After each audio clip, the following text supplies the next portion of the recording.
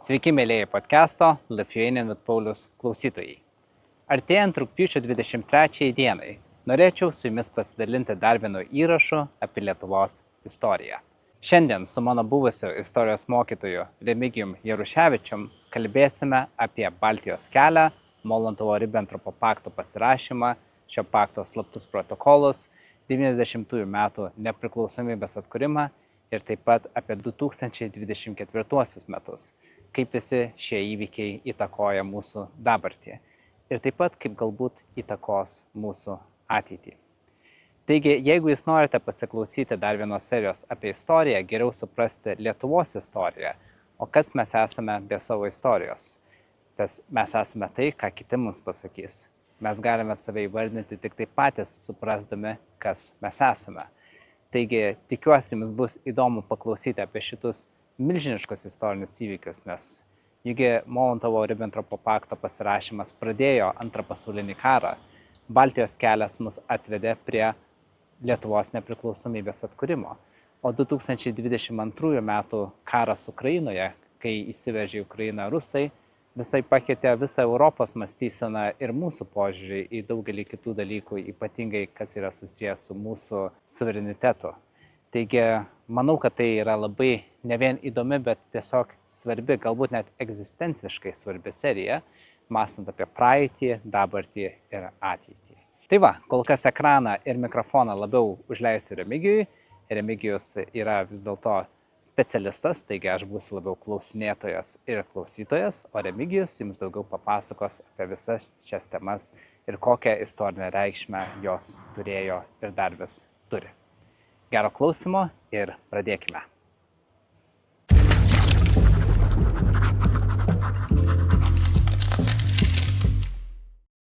Labas vakaras, Remigijau.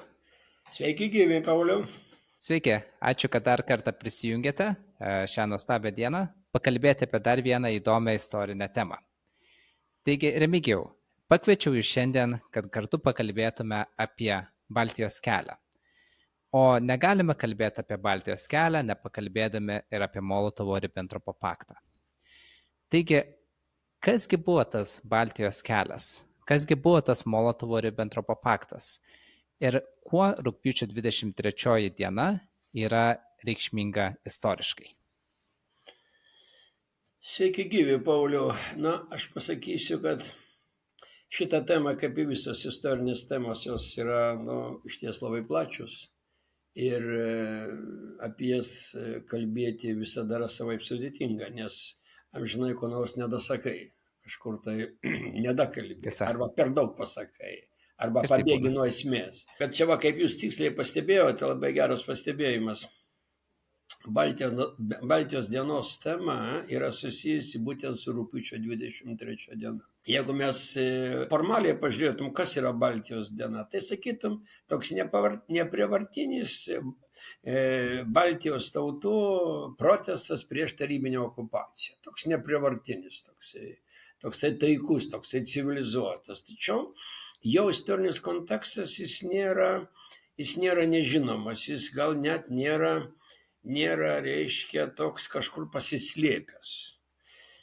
Kada kalbame apie Baltijos kelią, kalbame apie rugpjūčio 23, 1989 rugpjūčio 23. Kodėl rugpjūčio 23? Kodėl ne Liepos 23 arba sausio 23? Šita data, jinai aiškiai susijusi su labai konkrečiu įvykiu, kuris turėjo tiesioginės įtakos Pabaltijo tautų, baltų tautų likimui. Tai yra įvykis sėtinas su 1939 metais, kada du diktatoriai, Trečiojo reicho lyderis Adolfas Hitleris ir Sovietų sąjungos lyderis, taip vadinamasis Josifas Vissarionovičius Stalinas, nutarė pasirašyti 10 metų nepuolimo sutartį. Ir 1939 metais, rugpjūčio 23 dieną, tokia sutartis buvo pasirašyta. Ir pasaulis apie tai žinojo. 10 metų nepuolimo sutartis. Atrodo šventas dalykas. Toksai gražu, ačiū Dievui, baigsis. Baigsis tas pavojus dar kartą pergyventi pirmo pasaulinio karo baisumus. Tačiau niekas nežinojo, Tik tai Niurnbergo proceso rezultate buvo sužinoti slapti protokolai, kurie buvo pasirašyti nepuolimo sutarties metu, mano minėtas 39 rugpjūčio 23 dieną. Kas ten buvo per protokolai? Kas ten buvo per tokia slapta sutartis, apie kurią Sovietų sąjunga ilgą laiką tylėjo? Apie ją vakarai žinojo nuo 46 metų faktiškai, bet taip kaip Sovietų sąjunga buvo kalėjimo valstybė, tautų kalėjimas, 100%, tam kalėjime aš gimiau, aš turėjau savo kamerą, kurios pavadinimas buvo Lietuvos Sovietinė socialistinė respublika. Ir aš ten buvau toksai klasikinis kalinys, kaip ir mano mama, kaip mano brolis, kaip mano visa giminė, kaip ir turbūt Pauliaus mama ir visa kita. Ir vat, kas ten buvo apie tie slapti protokolai? Reiškia, Molotovas ir Ribentropas, kaip, sakykime, Stalino ir Hitlerio pasiuntiniai Maskvoje pasirašo štai šitos protokolus, kuriuose arba kuriais aiškiai pasidalinama Europą įtakos sferomis. Šituose slaptuose protokoluose yra akcentuojama, jog Sovietų sąjungos įtakai Vokietija perleidžia Suomiją, Estiją, Latviją, vakarų Baltarusiją, vakarų Ukrainą ir atitinkamai, reiškia, tokiu būdu, reiškia, Rytų Europą atitenka reiškia, arba rytinė šitą teritoriją atitenka į Sovietų sąjungos sudėtį, ne? Į Sovietų sąjungos sudėtį. Na, o į Vokietijos rankas buvo perleista Lietuva. Perleista Lietuva. Na ir tokiu būdu, rugpjūčio 23 diena, jinai turėjo labai tokį spartų, greitą tęstinumą. Tas tęstinumas iš esmės, jisai pasireiškia lygiai po savaitės. 1939 metų rugpjūčio 23 dieną pasirašoma sutartis, o rugsėjo 1 dieną Vokietija įsiveržė į vakarų Lenkiją. Po 17 dienų, rugsėjo 17 dieną, į rytų Lenkijos teritoriją įsiveržė Sovietų sąjunga. Prancūzai ir anglai, kurie buvo įsipareigoję ginti Lenkiją, paskelbė karą, jeigu neklystu, rugsėjo 3 dieną. Tačiau į karinius veiksmus nestojo. Pasaulis niekaip negalėjo suprasti, kaip čia viskas vyksta. Kodėl Sovietų sąjunga įsiveržusi iš reiškia, rytų, o vokiečiai įsiveržė iš vakarų Lenkijos, okupuoja Lenkiją ir toliau kariniai veiksmai nevyksta. Dar gražiau, 1939 m. rugsėjo 28 dieną tie patys atstovai, jie pasirašo dar vieną sutartį. Draugystės bendradarbiavimo ir sienų nustatymo sutartį. Tai yra, abi pusės nustato demarkacinę liniją, kuri skiria Lenkiją, rytų Lenkiją, priklauso, reiškia, Sovietų sąjungos įtakos sferai, o vakarų Lenkija priklauso, reiškia, Vokietijai. Tačiau ir šito atveju buvo pasirašytas slaptas protokolas, kuriame Vokietija pripažino Lietuvą Sovietų sąjungos įtakos sferai. Reiškia, jeigu pirmąją sutartim rugpjūčio 23 dieną Lietuva buvo pripažinta vokiečių įtakos sferai, tai 39 rugsėjo 28 Lietuva buvo perduota Sovietų sąjungai. Todėl, kad Vokietija užgrobė didesnės Lenkijos teritorijas, negu kad buvo numatyta rugpjūčio 23 dienos slaptų protokolų tekstuose. Užėmė Liublino ir Varšuvos vaivadijas, kas aplamai nebuvo numatyta. Tai kaip kompensacija Lietuva buvo atiduota Rusijai, Sovietų sąjungai. Ir vat mes turime rugpjūčio 23 dieną, kurią galima būtų vardinti kaip faktiškai antro pasaulinio karo preliudiją. Neveltui mes švenčiame Juodo Kaspino dieną, nes tai buvo katastrofos pradžia. Du diktatoriai, niekados nekalbėkim, kad antras pasaulinis karas buvo pradėtas Vokietijos. Tai yra istorinė klaida.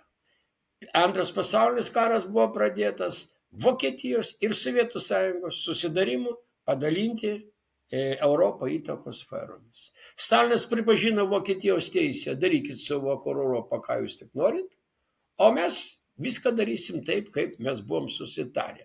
Ir va 39 metų lapkričio, atsiprašau, 39 metų spalio 10 dieną Sovietų sąjunga ir Lietuva buvo pasirašyta, Sovietų sąjunga ir Lietuva pasirašė savitarpio pagalbos Vilniaus ir Vilniaus srities perdavimo Lietuvai sutartį. Ir tuo pačiu metu Sovietų sąjunga pareikalavo, kad Lietuva būtų įvesta 20 000 Raudonosios armijos kariuomenė.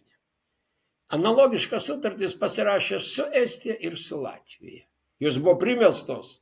Tai nieks nesiūlė, tai buvo reikalavimas. Tokią pačią sutartį bandė sudaryti su Suomija, bet Suomija atsisakė. Ir tai sukėlė Rusijos-Suomijos karą, kuris vyko sekantį mėnesį, 39 metų lapkričio mėnesį ir iki 40 metų kovo mėnesį. Suomija prarado Vyborgą ir kitas rytinės teritorijas, tačiau saugo savo nepriklausomybę. Tai va tokia preliudija mūsų pokalbiui. 39 metų rugpjūčio 23 dienos Molotovo-Ribentropo pakto pasirašymo pagrindu iš esmės prasidėjęs Antras pasaulinis karas, kadangi abi pusės buvo susitarusios, jos reiškia, kad pasidalins Rytų Europą įtakos sferomis ir, kaip minėjau, Anglai, Prancūzai skelbė karą Vokietijai, tačiau laukia to susidūrimo, o praėjus labai trumpam laiko tarpui Sovietų sąjunga ir Vokietija pasirašo draugystės šitą sutartį.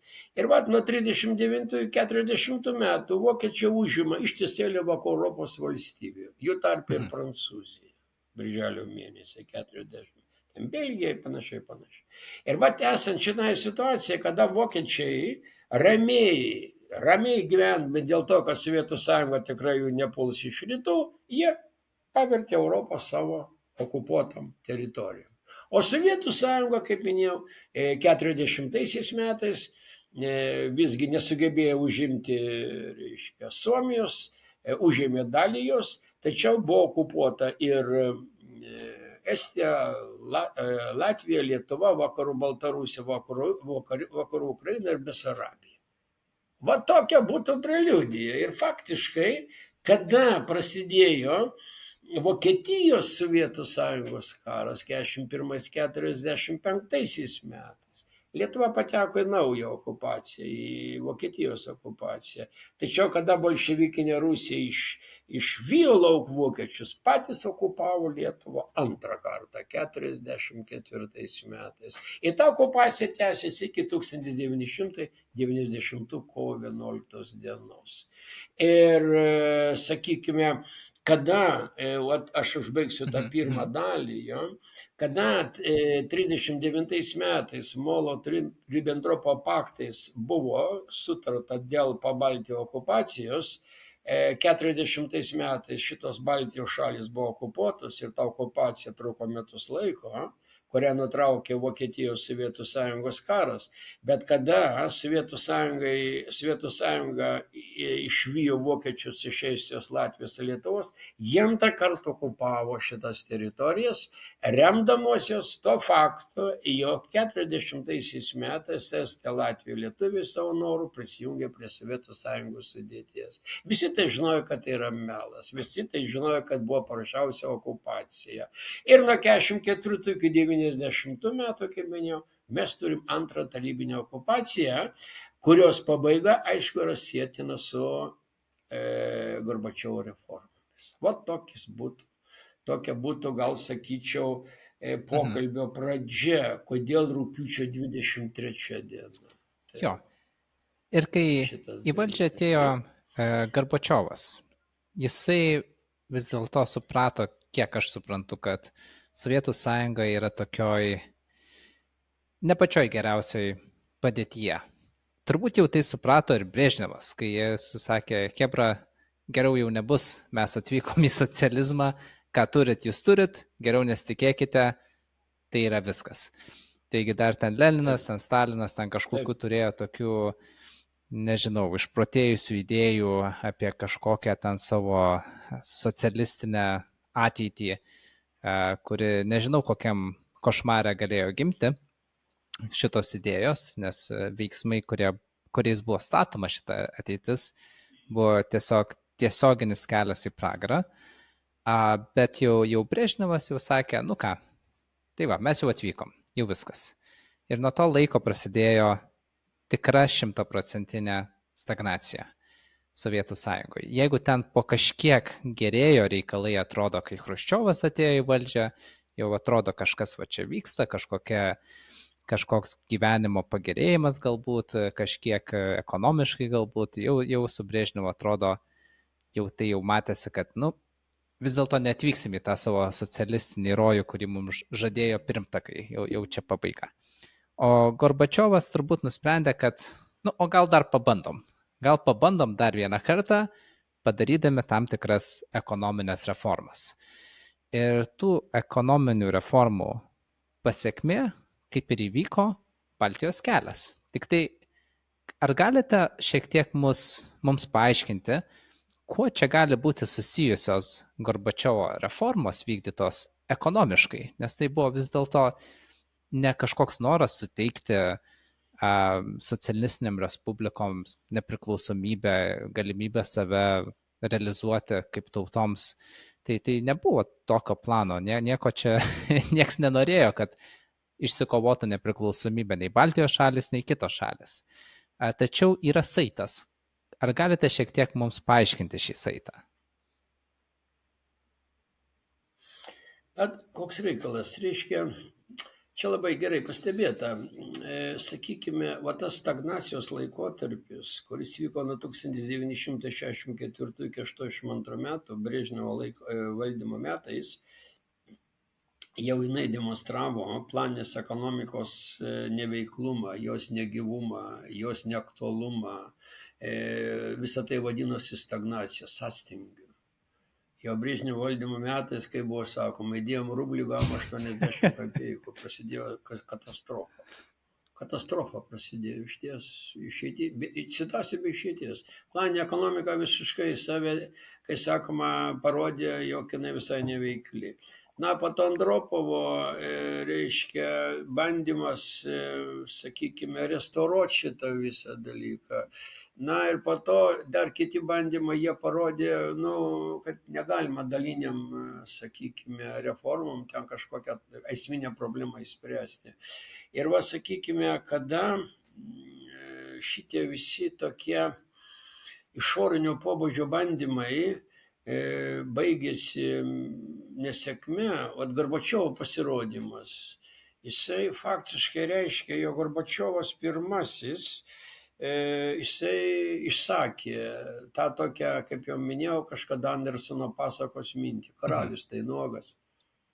Nėra jokios tvirtos ekonomikos, nėra jokios tvirtos kariuomenės, kuri patyrė fiasko Afganistane 79-89 metų laikotarpyje. Viskas yra popierinė prasme, viskas yra tik pokalbio prasme. Esmė nieko nėra. Užtat reikia kardinaliai keisti esamą situaciją. Ir Gorbačiovo atėjimas į valdžią 85-91 metais žinomas kaip, sakykime, reformų laikotarpis. Mes turim tą perestroiką, turim glasnost, turim pertvarką ir viešumą. Ne? Ir šita pertvarka, jinai buvo niekas kitas kaip ekonominių politinių reformų programa. Ekonominių politinių reformų programa, kurios esmė buvo formuoti sąlygas privatiniai nuosavybei ir išieškoti santykį tarp privatinės nuosavybės ir valstybinės nuosavybės. Sukurti tokį gaivinančias aplinkybas rinkos ekonomikai formuoti. Tai vienas niuansas, ne? Kitas dalykas, aišku, viešumas, glasnost. Reikia kuo daugiau žmonių įtraukti į šalies valdymą, į šalies aktyvų ekonominį gyvenimą, nes iki šito laiko Sovietų sąjunga buvo valdoma nomenklatūros. O šitos privilegijuotos Sovietų sąjungos visuomenės dalies, kurie buvo, toksai, sakyčiau, Sovietų sąjungos komunistų partijos rezervų. Iš čia atėjo paklusnus viršininkai, biurokratinio aparato stojo ir visa kita. O kada visa tai nepasiteisino, kaip minėjau, tai viešumas jisai reiškia jau kviečia šalies gyventojus politinio pluralizmo reiškia, linkui, demokratizacijos link ekonomikos, socialinių, politinių, ideologinių santykių, vienpartinės sistemos panaikinimas, daugpartinės sistemos formavimasis. Aplamai paėmus faktiškai, tai aš pasakyčiau, kad visa tai, reiškia, visa tai bendroje sumoje turėjau reformuoti, kaip minėjau, valstybę ir tą reformavimą galima būtų pavadinti ekonominių politinių šalies liberalizavimu. Ypatingai viešumas. Buvo vienas ten toks punktas labai svarbus, kuris turėjo didžiulės pasiekmes, kad reikia peržiūrėti savo istorinę praeitį. Reikia peržiūrėti buvusias sutartis. Reikia peržiūrėti, kiek objektyviai yra dėstoma istorija. Ir jeigu pačios Rusijos federacijos gyventojams pertvarka ir viešumas buvo kažkokia tai vilties politika, tai šalies pakraščiams ypatingai Pabaltijo gyventojams tie dalykai darosi absoliučiai aktualūs. Ir Pabaltijo gyventojai negarsiai, bet mintyse ne vienas kalba, kad mūsų prasta ekonomika yra todėl, kad mes esam okupuoti. Kad būtent Rusijos okupacija, kuri uždarė mus nuo išorinio pasaulio, Rusijos okupacija, kuri mus uždarė į kalėjimą, Rusijos okupacija, kuri mus izoliavo nuo priešakinių technologijų, nuo vakarų Europos visuomenės gerovės idealų ir viso. Ta okupacija yra akivaizdi. Ir tada va štai šito viešumo politikos dėka buvo leidžiama kalbėti. Buvo leidžiama per 50 metų, buvo leidžiama kalbėti. Ir kada va tos reformos Gorbačiovo kaip tokios prasidėjo, 85-87 metais jau leidžiami kooperatyviai, leidžiama privati veikla, atsiranda jau tam tikra ir opozicija, ir politinių partijų pasirodymo, tokios prielaidos formuojasi. Ir tada Pabaltijo tautos vis labiau akcentuoja Molotovo-Ribentropo pakto nusikaltėlišką visą šitą susitarimą. Ir va 1987 metais mes turim pirmą kregždę.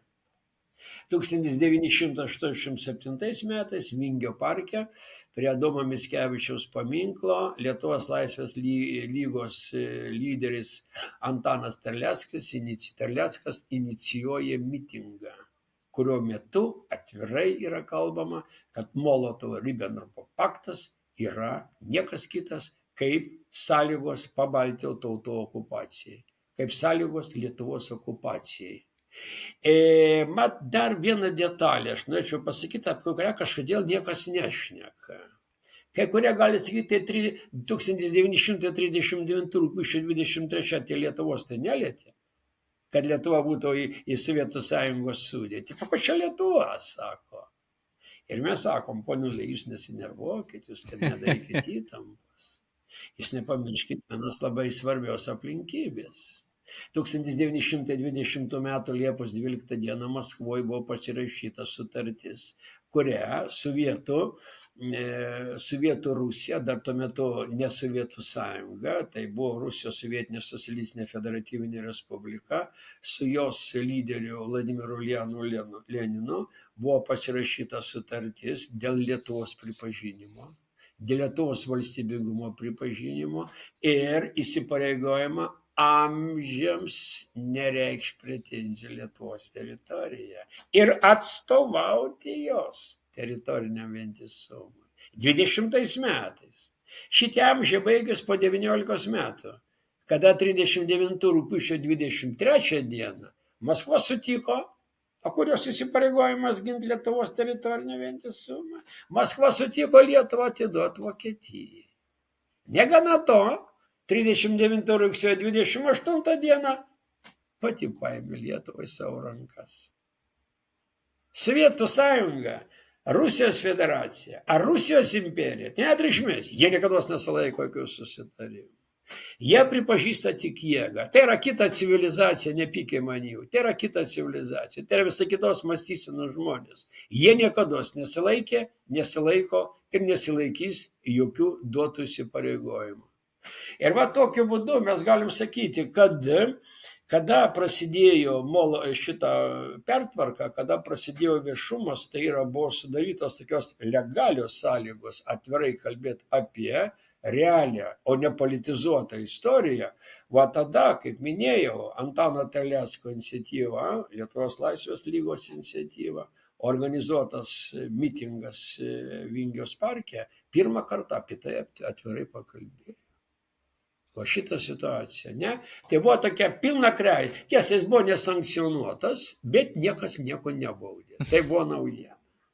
Mes žinom, kad per visą tarybinę okupaciją bet koks kitaip mąstantis žmogus, tai yra disidentas, jis būdavo skelbiamas psichiškai nesveikų žmogumi, kaip mūsų didvyris Romas Kalanta buvo pasveiktas psichiniu ligoniu.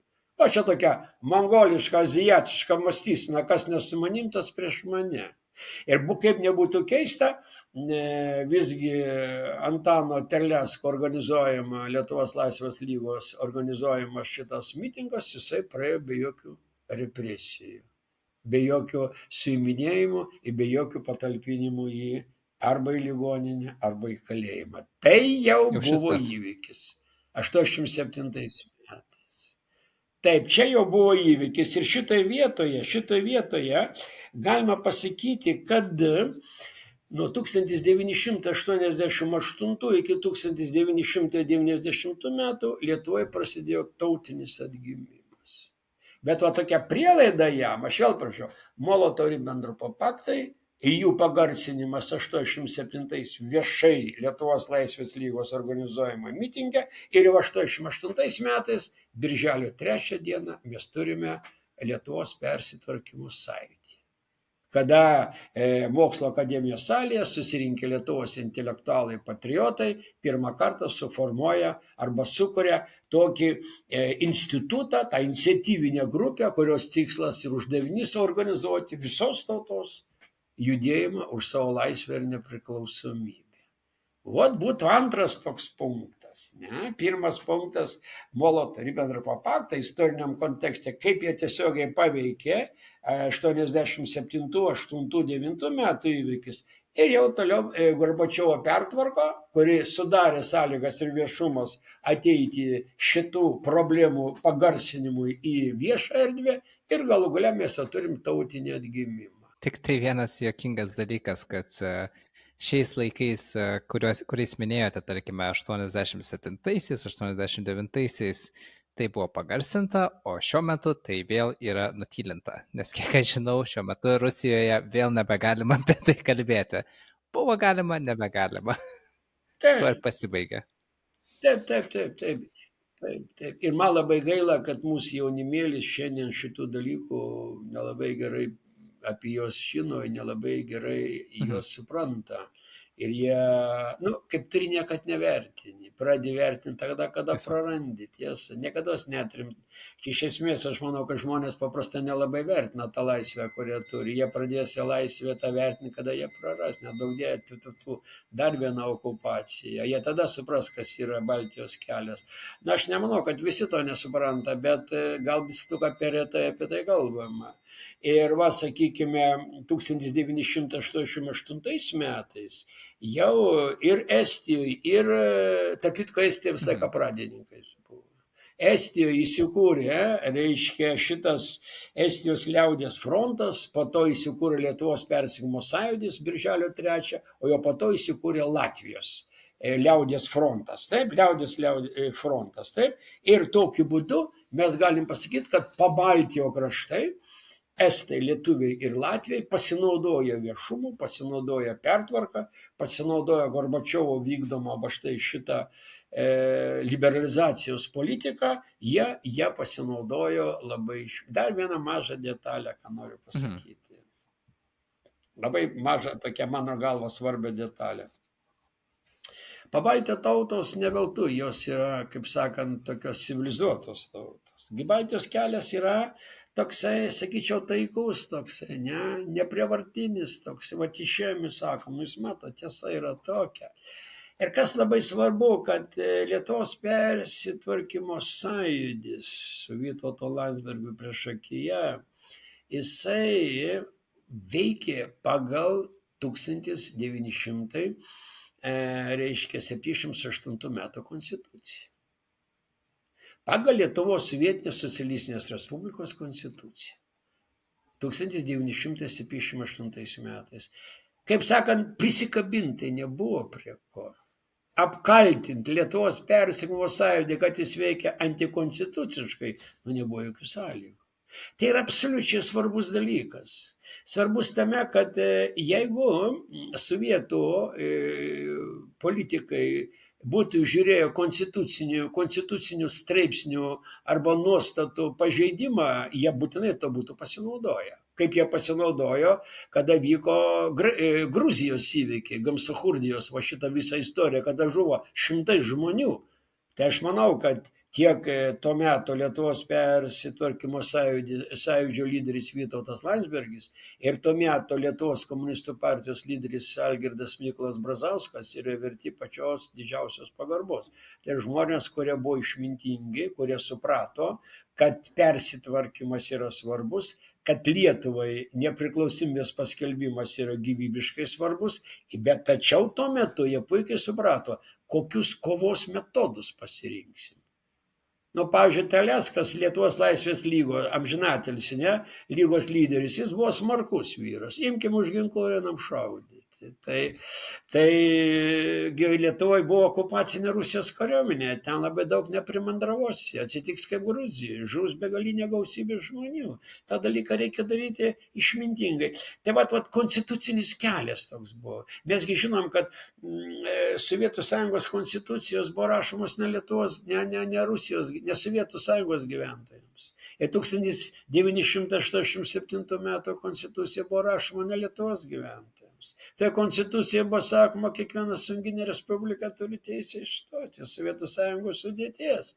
O anot Stalino yra komunistų partija, kuri niekada tokiam norui neleis atsirasti.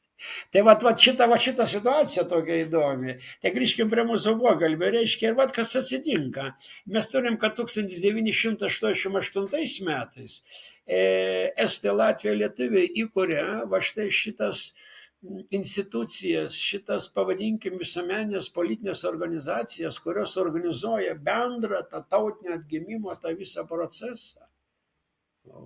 Ir 1980, sakykime, 8 metų, sakykime, gegužės 13 dieną, 89 metų gegužės 13 dieną, Taline įvyko Baltijos asamblėja. Reiškia, Estijos Latvijos tautų atstovų, reiškia, 2 frontų Lietuvos persikimo sąjūdžio asamblėjai. Ir šitos asamblėjos metu buvo priimtas bendras toks komunikatas: mes sieksim laisvės ir sieksim nepriklausomybės. Bendrai sieksim, kadangi mes esam Pabaltijo 3 tautos, kurios nukentėjo Molotovo-Ribentropo pakto kontekste, nukentėjo pirmosios tarybinės okupacijos metais.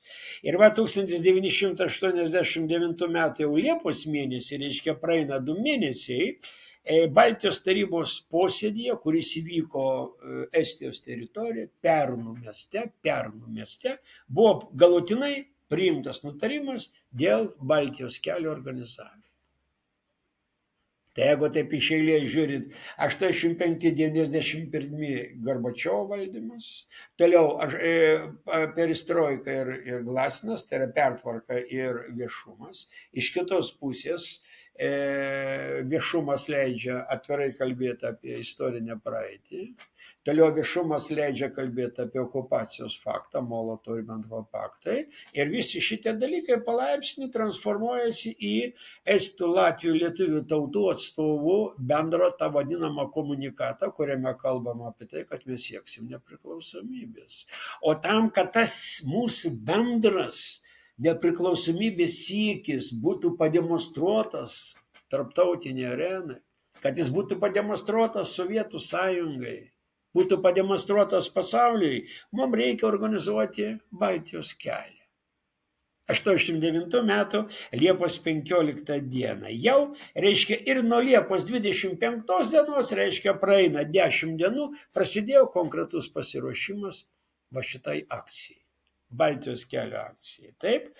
Na ir buvo priimtas sprendimas, kad, sakykime, Baltijos kelias jisai prasidės nuo Vilniaus, Gedimino bokšto, reiškia, katedros aikštė ir toliau keliaus link Rygos, iš Rygos link Talino, ne, link Talino. Tai maždaug kažkur tai apie 220 km Lietuvos teritorija. Lietuvos gyventojai. Tarp kitko, aš jau buvau, galiu pasidžiaugti, ne? Va, Lietuvos gyventojai, reiškia, rankom susikibę iki Latvijos Lietuvos sienos ir toliau grandinė nukeliavo iki Talino, reiškia. Na, kaip jau atrodo minėjęs buvau, kad, reiškia, estų dalyvavo 700 tūkstančių žmonių šitoje akcijoje, Latvijų dalyvavo 500 tūkstančių gyventojų, o lietuvių buvo milijonas. Beveik 2 200 000 žmonių susikibo, kaip sakant, į vieną bendrą grandinę ir tai atrodo 2009 metais netgi buvo užakcentuota UNESCO ir pateko Gineso knygą. Kad 2 200 000 žmonių sugebėjo vienu metu organizuotis, štai reiškia, į tokią akciją. Tai dabar kaip būtų galima įvardinti viso šito įvykio prasmę. Taip, kaip galima būtų įvardinti šitą įvykio prasmę. Na, pirmas dalykas, aš sakyčiau, kad tai yra Baltijos tautų toksai taikus kelias į valstybės atkūrimą. Kaip tautinio atgimimo aspektas. Tai čia vėlgi, ką aš noriu būtinai pabrėžti, aš kartu antrą kartą, daugumoje mes praleidžiame vieną labai svarbią aplinkybę. Tiek estai, tiek latviai, tiek lietuviai į visą šitą atgimimą žiūrėjo iš teisinių pozicijų. Tai ne to, kad subėgom ir padarė. Ne, iš teisinių pozicijų. Visų pirma, kada jie 87 metais organizavo mitingą, tas mitingas jis nenuėjo veltui. Tiesa, jis nebuvo sankcionuotas, bet nebuvo susidorojimo. Tačiau Sovietų sąjungos deputatų taryba buvo priversta pripažinti, kad Molotovo-Ribentropo paktai buvo, slapti protokolai buvo ir Pabaltijis pasidalintas buvo. Viešai pripažino. Tai jeigu viešai pripažino, teisinė prasme, ir tarp kitko, šitas tarybų suvažiavimas jis atšaukė Molotovo-Ribentropo paktų teisėtumą. Jie paskelbė, kad tai yra neteisėta. Tai dar buvo Gorbačiovas. Dar buvo ta demokratijos tokia viltis, ten kokia aušra kilo, dar visi sakė, gyvenkim europietiškai, baikim žudyti ir plėšti vienas kitą, gyvensim, šauksim, įdainuosim, įdirbsim kartu. Ir kada to meto, sakykime, Sovietų sąjungos lyderiai pasukė į tą liberalizacijos politiką, Molotovo-Ribentropo paktą vertino kaip neteisėtą. Ir jį panaikino. Jį atšaukė. Ir šitoje vietoje, kada tai įvyko, reiškia, šalis atsakinga už Molotovo-Ribentropo pakto paskelbimą, šalis pasmerkusi Molotovo-Ribentropo paktą, šalis atitinkamai turi daryti iš to išvadas. Ir estai, lietuviai ir latviai sako, taip, ką. Buvo, ką dabar jau darysi, neatgavinsi tų žmonių, deportacijų negrąžinsi atgal. Kas ketvirta šeima Lietuvos buvo išvežta į Sibirą, sugriovė gyvenimus viską. Vyko, dabar viską gyvenkim, pradėkim, kaip sakant, kaip rusai sako, čistą valistą, nuo švaraus puslapio pradėkim. Taip, kad šitie visi įvykiai nebuvo belia kaip, bet visgi jie buvo svarbus tiek, kiek po biskutuką jie įgauna teisinį pagrindą. Tai labai svarbu. O jeigu įgauna teisinę išraišką šitie visi judėjimai, kariuomenės pasiuntimas darosi visai nelogiškas, darosi katastrofiškas. Ir grįžkim prie mūsų pokalbio. Kaip būtų galima vertinti tą Baltijos kelią, kuris, tarp kitko, prasidėjo 1989 m. rugpjūčio 23 d. 19 val. popiet, kad visi iš darbo grįžtų, turėtų laiko, kada. Nepamirškit, kad ten žmonės vežami buvo su autobusais, su privačiom mašinom, netgi lėktuvų samdė, reiškia, kad ten kuo daugiau tų žmonių suveš, kad jie galėtų sudalyvauti. Kaip vertinta Baltijos kelią? Taip, šitas simbolis buvo labai reikšmingas. Vienas dalykas, kaip minėjau, tarp Baltijos, reiškia, tai Baltijos tautų taikus kelias į nepriklausomybę, aš sakiau. Antras dalykas, tai kelias, kurio buvo einama į demokratiją. Tai buvo demokratijos demonstracija. Galima visi kolektyviai išspręs visas problemas. Trečias dalykas, tai buvo kelias į Europą. Tai buvo kelias į Europą, taip. Kita vertus, tai buvo kelias, kurio buvo protestuojama prieš paskutinės Europos kolonijas. Estija, Latvija, Lietuva, tai buvo Sovietų sąjungos sukurtos kolonijos, tai buvo kolonializmo tema. Sovietų sąjunga kaip imperijos forma, jinai subirėjo. Ir kada pasirodo pertvarka ir šitas viešumas, atitinkamai jisai yra nukreiptas prieš kolonialinę, imperinę, tradicinę Rusijos valstybės funkcionavimo tą visą raidą. Tai šitą vietą galima pasakyti, kad tai buvo ir demokratijos kelias, ėjimas į Europą, kolonializmo panaikinimas. Na ir dar vienas niuansas, kas labai svarbu, reiškia, kaip jau minėjau, buvo siekiama akcentuoti tautos nuomonę. Čia nebuvo Lietuvos persidirkimo sąjūdžio iniciatyva. Tai yra Lietuvos, ne ta prasme, tai ne Lietuvos persidirkimo sąjūdžio nariai, iniciatyvinė grupė tą kelią vykdė, ne? Ten buvo 42 žmonės. Bet tai buvo 2 milijonai 200 tūkstančių. Čia yra tautos suverenios valios pareiškimas tam tikram laipsnė, tiesa. Ir tos suverenios valios pareiškimas, simbolinė to žodžio prasme, iš esmės tai buvo jau visos tautos, aš sakyčiau, kreipimasis į visų 3 tautų kreipimas Sovietų sąjungą reikalaujant teisinių pagrindų pripažinti šitų tautų nepriklausomybės siekius, ką aš noriu pabrėžti, kaip teisėta. Vienas yra juokingas dalykas, kad mes jau kalbėjome, kad tiek Sovietų sąjunga, tiek Rusijos federacija, tiek ir bet kuris kitas šios valstybės pavadinimas, čia nėra svarbu, bet iš esmės ta šalis, jai nerūpi susitarimai, jai nerūpi sutartis. Ir vieną akimirką galima sakyti, darome taip, o kitą akimirką darysim visai kitaip.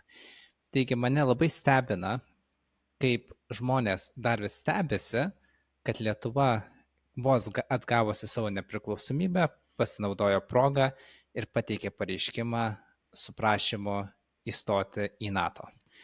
Tai jeigu mes prievarta buvome prijungti prie Sovietų sąjungos, į NATO mes stojome savo noru. Čia yra faktas. Ir šitas procesas truko daugiau negu 10 metų. Ir labai turi būti iškreipta pasaulėžiūra arba labai turi būti didelis istorinis neišsilavinimas, kai sakoma, kad o tai kodėl jūs į tą NATO stojot? Kodėl jūs čia norėjote erzinti Rusiją? Juk jinai jūs jokių pretenzijų nereikalavo, jinai atidavė jums laisvę. Bet tas atidavimas laisvės visą laiką yra toks laikinas. Nes kaip ir minėjote anksčiau, tarkime, 20 metais tas pareiškimas amžinai, kad Lietuva yra nepriklausoma, tai ta amžinybė truko 19 metų. štai ir visa tavo amžinybė.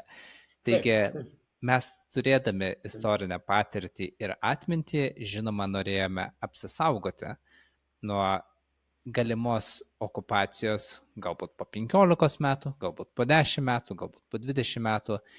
Ir manau, kad šitas dalykas mums labai gerai suveikia.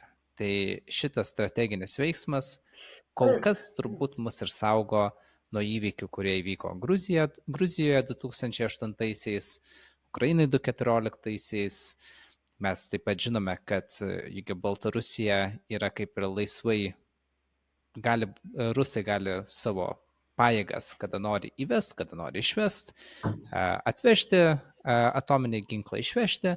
Taigi nėra sienų. Kaip Putinas sako, Rusijai sienų nėra. Ir man sienų taip pat nėra. Taigi čia, aišku, toks biški gal lyrinis nukvėpimas, tiesiog labai mane stebina, kai žmonės dar nesupranta, kad tai nebuvo kažkoks noras perzinti Rusiją, tai buvo egzistencinis veiksmas. Tai Lietuvai ir kitoms Baltijos šalim tai buvo egzistenciškai svarbu. Nestebina, kad ir, tarkime, Skandinavijos šalys prisijungė prie NATO, kai prasidėjo karas. Ir kad Suomija sako, jo, mes irgi norėtume prisijungti. Prieš tai sakėm, gal nereikia, dabar jau sakom, reikia. Nes pamatė, kas vyksta. Ir taip pat Suomija irgi turi istorinę patirtį. Na, bet grįžkime prie mūsų reikalų. Ir norėčiau taip pat dar į vieną temą jūs įvesti, nes ne per seniausiai žiūrėjau tokį labai įdomų video. Ir suprantam, kad Sovietų sąjunga sugriuvo, ar ne? Visi galvojo, kad tai yra neįmanoma. Sovietų sąjunga negali sugriūti. Net ir vakarų valstybės, kažkaip didžioji dalis žmonių galvojo, kad taip negali būti, bet dažniausiai tos, kas neįmanoma, tas ir vyksta. Ir Sovietų sąjunga sugriuvo. Ir atsirado, negaliu pasakyti kiek tiksliai, bet labai daug naujų arba savo nepriklausomybę atgavusių valstybių. Dabar yra samprotaujama, kad galbūt sugrius ir Rusijos federacija. Ir tiksliai nežinau, gal tai ir įmanoma. Nežinau, ar tai būtų gerai, ar tai būtų blogai. Tai gali būti katastrofa, tai gali būti absoliutus chaosas, tai gali būti sprendimas. Mes to nežinome. Kaip ir daug kas bijojo Sovietų sąjungos sugriuvimo, bet sugriuvo Sovietų sąjunga ir, man atrodo, viskas tapo geriau. Taigi, kaip apžvelgus visą šitą mūsų istorinę praeitį, tarkime, atsimenant Molotovo-Ribentropo pakto pasirašymą ir kaip buvo leidžiama, tarkime, elgtis su nepriklausomom teritorijom Hitleriui ir Stalinui.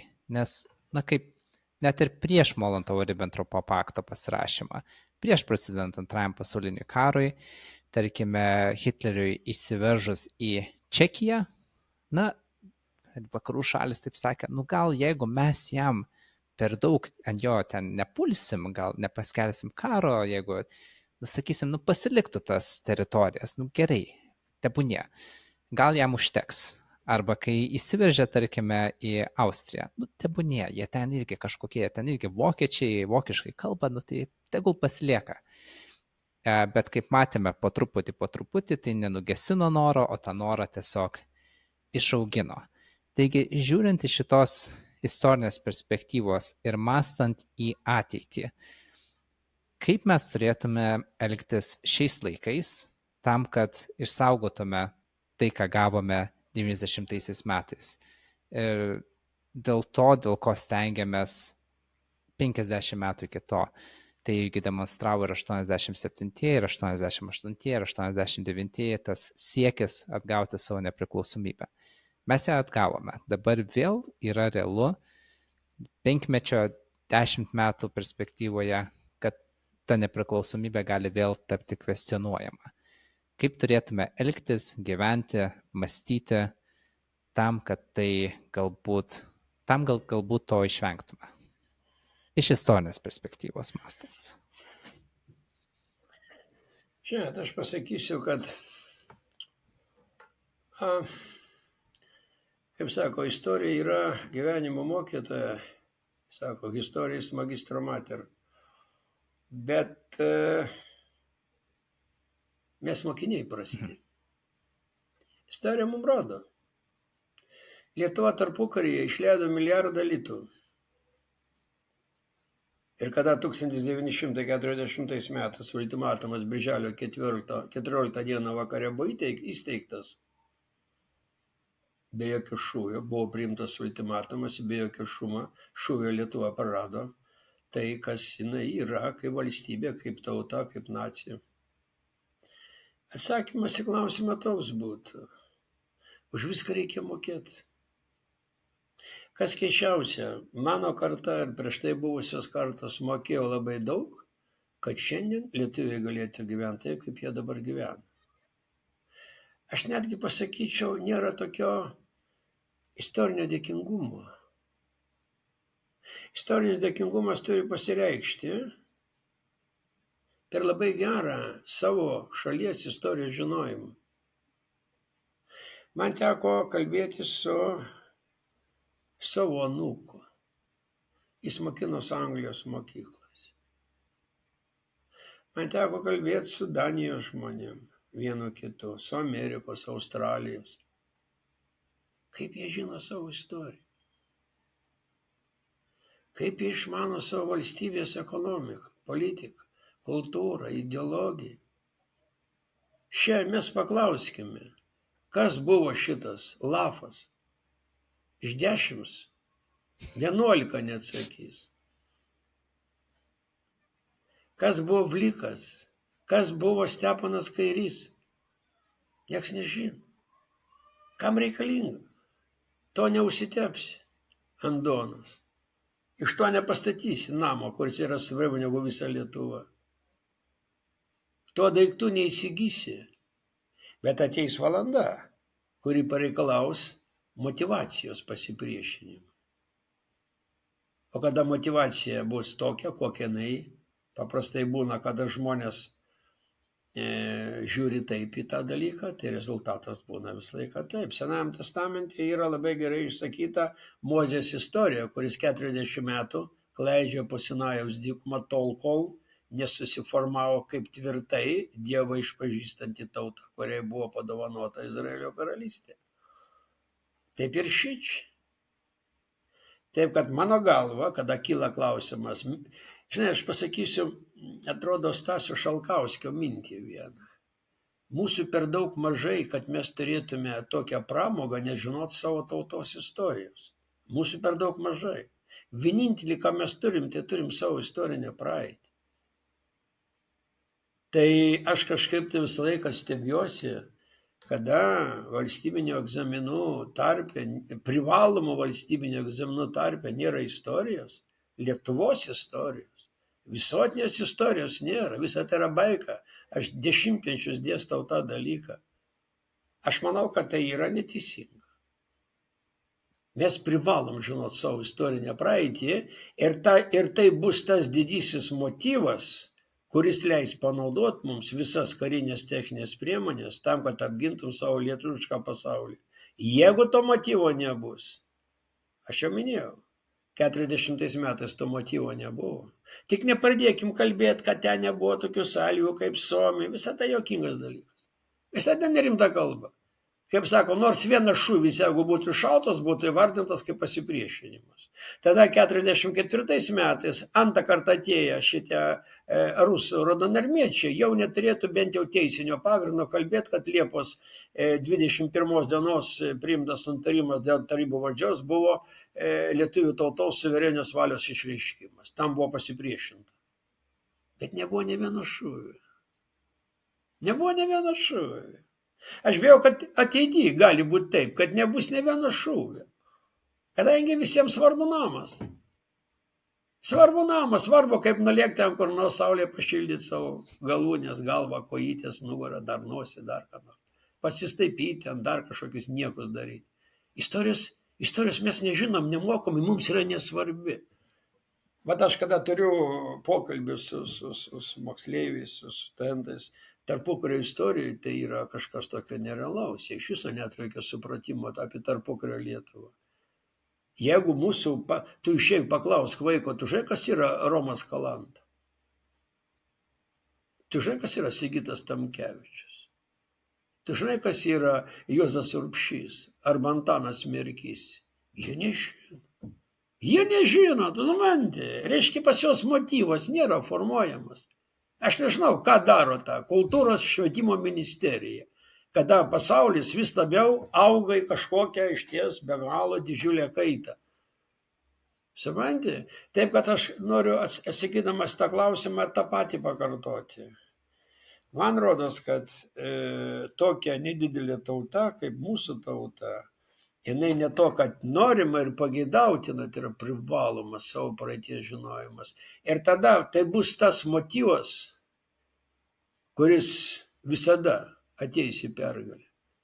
Dabar žiūrėk, 44-53 metais, kada buvo motyvas, 10 metų kovojo su šitais rusų okupantais, 10 metų kovojo prieš tą Sovietų sąjungą, kuri nugalėjo Hitlerį. 10 metų kovojo. Motyvas? Motyvas. Metė viską, vaikų, šeimą, namus, ėjo mišką ir žudė okupantus. Ir okupantai žudė juos. Motyvas buvo. Kaip tas sako, žinai, gali veikti kariuomenę, bet tu negali veikti tautos visas. Man labai gaila, kad pas mus kol kas atrodo tik kariuomenė yra. Ir to ta kariuomenė yra tokia. Tokia nelietuviška ta kariuomenė, tiesa, tos technologijos. Mes dabar džiaugiamės, atvažiavo, ten vieną atvažiavo, vokiečių atvažiavo, dar kažkas atvažiavo. O tu jų paklaus, kada įsikūrė Lietuvos kariuomenė? Kodėl Silvestras Žukauskas sugebėjo laimėti mūšį prieš Lenkus? 1920 metų lapkričio 19-21 dieną ties Širvintos į Giedraičius. Jis girdėjo apie Širvintos į Giedraičius, jis gyvenime negirdėjo. Bet tai buvo kova, tai buvo didvyriškumas, tai buvo heroizmas. Buvo motyvas, vanderni. Mes turim būti verti savo tėvų heroizmo. Bet pasirodo, kad dabar, aš gal pesimistiškai žiūriu, bet man rodos, kad jos toka. Ir tas, pavyzdžiui, Baltijos kelias, ne? Baltijos kelias, jis patvirtina mūsų demokratijos siekius ir tuo pačiu metu demonstruoja mūsų patriotizmą. Būti normalioje visuomenėje, normaliam žemynė, normaliuose santykiuose. Tai 1989 metais tai buvo super. Mes visi vaikščiom su kaklaraščiais su trispalvė. Paganinti, kepurę dėjom, kad būtų iš 3 spalvų, mūsų lietuviškų spalvų, kur tu rasi šiandien kepurės. Nebent koks nors turi kokį brendą susigalvojęs, kad didesnį eurą padaryti. Bet jis negali paaiškinti nei vienos spalvos.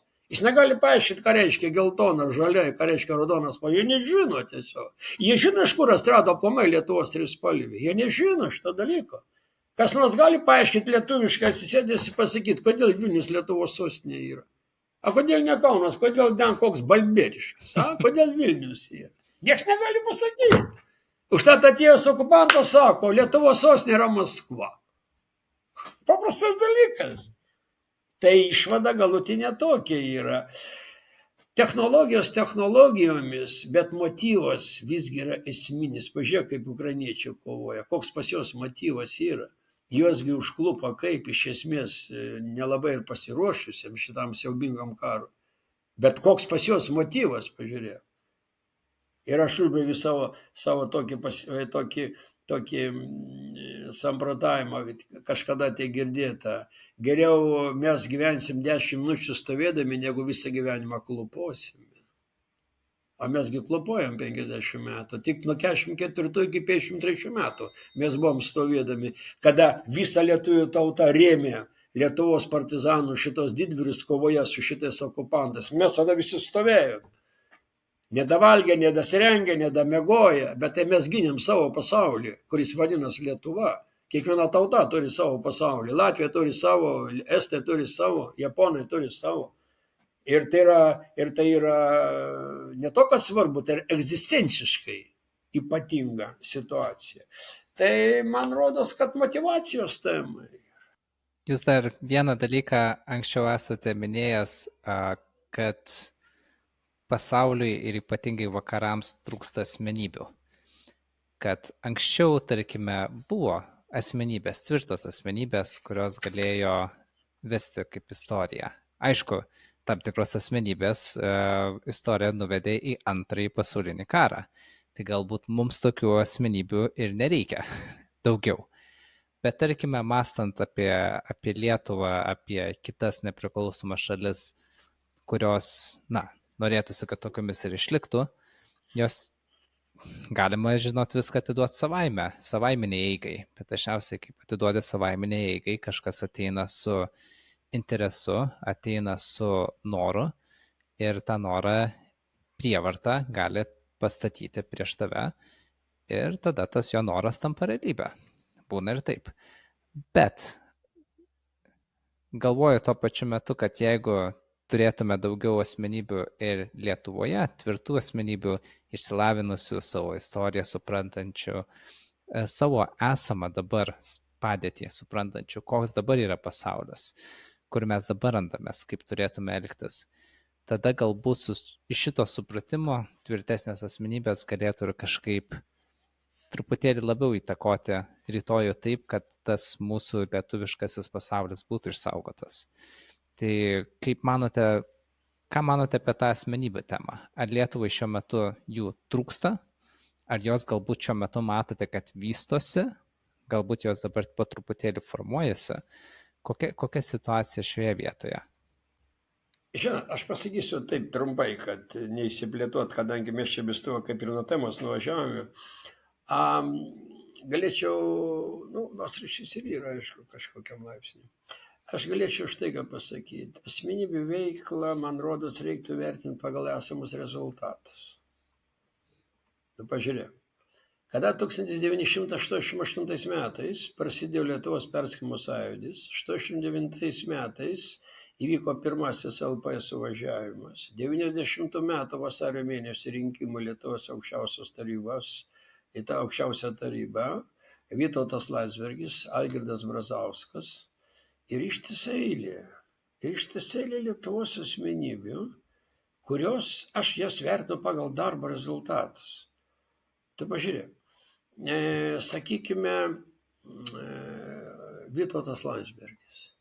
Aš negaliu atsistebėti Lietuvos visuomenės požiūrių Vytautą Landsbergį. Aš manau, kad čia yra kažkoks promaskvietiškas dalykas. Ašgi mačiau jį, mačiau jo veiklą, mačiau elgesį, kada buvo 91 metų sausio tas kruvinasis sekmadienis. Aš mačiau tą žmogų, kuris tragiškom, kritiškom situacijom visą laiką buvo pirmose eilėse. Dabar atsiranda kažkokia tai patologinė, kažkokie svaičiumai, kažkokios kvailystės, kad jis ten kažką sugriovė, kažką sunaikino. Tėviškas istorijos neišmanimas. Tai yra toks marginalinis žvilgsnis. Vytautas Landsbergis, ne? Sakykime, kovo 11 aktas, jo sudarimas, jo paskelbimas. Nebe jo apsiėjo. Lietuvos aukščiausios tarybos atkuriamasis Seimas, kuris 1992 spalio 25 dieną priėmė Lietuvos konstituciją gyvuojančią iki mūsų dienų. Nebe jo apsiėjo. Algirdas Brazauskas, išmintingas žmogus, kuris būdamas Lietuvos komunistų partijos lyderiu, ėjo į sąjungą su Lietuvos perskirimo sąjūdžiu ir kartu pasirašė kovo 11 dienos nepriklausomybės atkūrimo aktą asmenybė. Toliau tas pats Brazauskas 1994 metais kreipėsi į to meto Šiaurės Atlanto sąjungos generalinį sekretorių Warreną, prašydamas, kad Lietuva būtų priimta į NATO. Tai asmenybė. O Valdas Adamkus asmenybė. Ir NATO, ir Europos Sąjunga, Lietuvos integracija į pasaulio struktūras. Mes esam pilnavertė, normalaus pasaulio dalyviai. Tai Lietuvos asmenybė rezultatas. Nieks neateina. Ir nieks nesiūlė, gal nori NATO. Nieks nesiūlė, gal nori užsienio investicijų. Nueikime į prekybinį centrą. Į Akropolį nueikime. Tai šitas Akropolis jisai demonstruoja mūsų darbštumą, mūsų optimizmą, mūsų aktyvumą, mūsų veržlumą ir tas politinės sąlygas, ekonominės, socialinės sąlygas, kurios sudarė galimybės visą tai padaryti asmenybės. Ir tai, kad Lietuvos nacionalinės pajamos, kad Lietuva nedidelė tautelė yra kotiruojama su savo nacionaliniam pajamom ne ką mažiau kaip italai ir ispanai asmenybės. Mūsų prezidentas, jo ekscelencija Gitanas Nausėda asmenybė. O mūsų prezidentė 2 metus buvusi jos ekscelencija, reiškia, Grybauskaitė Dalia. Tai taipogi mes asmenybių labai daug turime. Nes rezultatas tai toks yra. Rezultatas. Aš manau, kad tai, kaip mes dabar gyvename, taip kaip mes pradėjom dabar šitą dabartinį gyvenimą, kur aš buvau tuo metu, tai dabar jaunimėlis, kuris ten gimės ten kokiais 2000 metais, ten tarška visokias nesąmonės, kad Lietuvoje baisu, gyventi įmanoma, viskas brangu. Tai man važiuoja į Angliją, pamatys, kas yra brangu. Nuvažiuoja Ameriką, pamatys, kaip už ledų porciją mokės $17. Ir ten net visokių dalykų pamatys. Nu, jaunimėlis palikimės. Bet mano kartos žmonės, tai jie puikiai supranta, kad būtent galima net neįvardinti, bet aš kalbu rezultato prasme. Lietuvoje buvo, yra ir bus pakankamai asmenybių, kurių pagrindų nedidelė mūsų tauta vis labiau yra, buvo ir bus žinoma ir Europos, ir pasaulio mastu. Argi man tai buvo toksai, kaip Gabrielius Landsbergis dėl Taivanio. Gražu. Gražu. Yra pozicija, yra supratimas. Gerai, ten galim skaitai amerikonų interesus, mes čia galim tarškėti, mes įpratę kalbėti visokius niekus. Bet tai yra gerai. Tai, kai sakoma, kaip sakyti, tai yra asmenybių pasireiškimas. Aš manau, kad pas mus Lietuvoje pakankamai asmenybių. Labai daug rimtų, labai tvarkingų, O kad yra demokratija, nu tai yra demokratija. Mes turim Petrą Gražulį. Demokratiją turim, tiesa. Mes turim tokių asmenybių, tokių žmonių, kurie elgesi ne taip, kaip mes norėtum juos matyti. Nu, bet jie ateina, jie patriukšmauja ir išeina. Jie pas savęs nieko nepalieka. Bet yra žmonės, kurie pas savęs labai daug ką palieka. Labai daug ką palieka. Ir galutinis, dar vienas paskutinis sakinukas, visą tai, ką mes turime, aš galėčiau apibūdinti 3 punktais, galėčiau apibūdinti. Lietuva taip, kaip dabar gyvena, niekada taip gerai negyvena. Vienas dalykas. Antras dalykas, Lietuvoje funkcionuoja demokratiniai procesai visų pajėgumo. Ir trečias dalykas, pas mus yra pakankamai patriotizmo.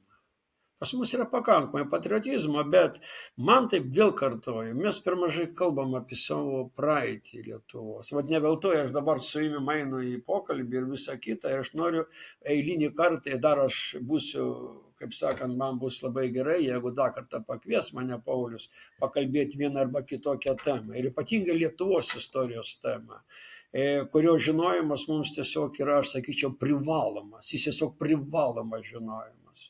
Kaip privalomas egzaminas turimas būti. Ja?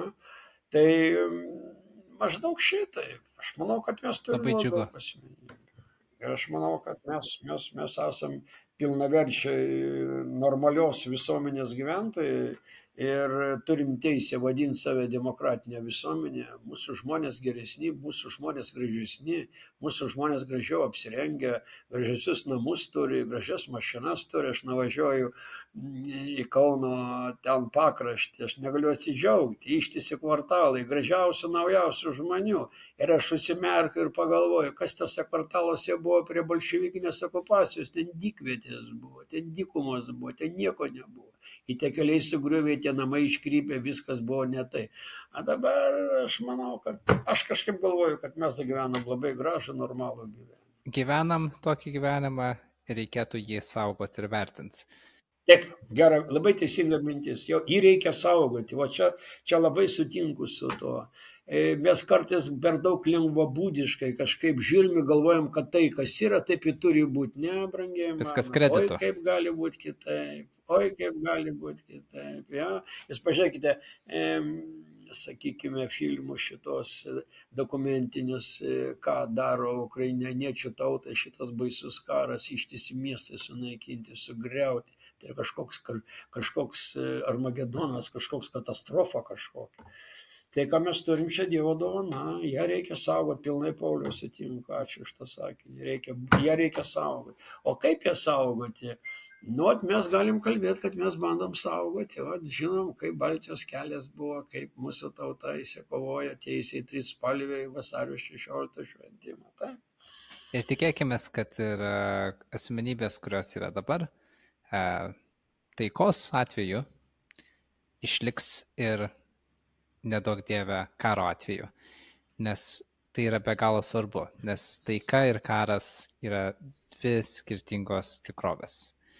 Ir tarkime, nemanau, kad ukrainiečiai dabar būtų ten, kur jie yra, tai reiškia dar vis nepriklausomi, nors ir praradę teritorijos, jeigu jų asmenybės būtų išlipusios į tą lėktuvą, kurį jiems siūlė amerikiečiai ir išskridusios. Nemanau, kad turbūt viskas būtų taip, kaip dabar yra.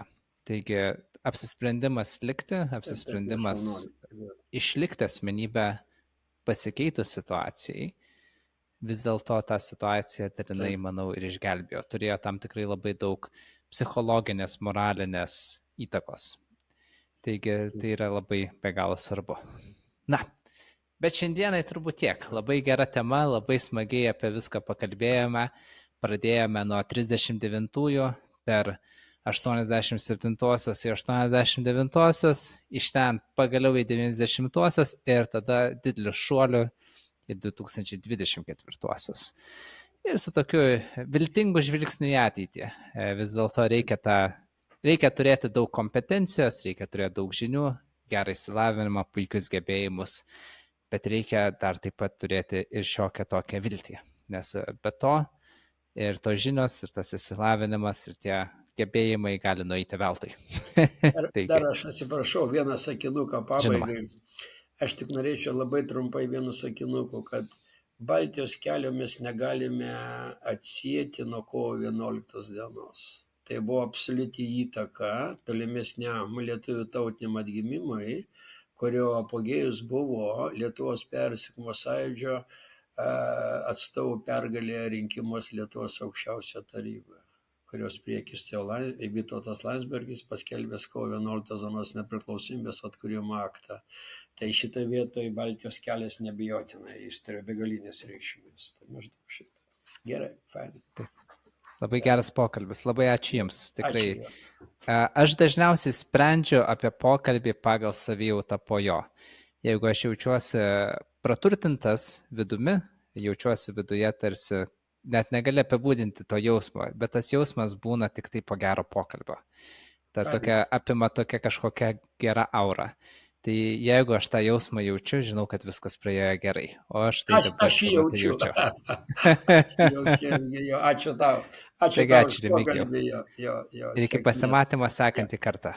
Viso gero, laimingai, sėkmės.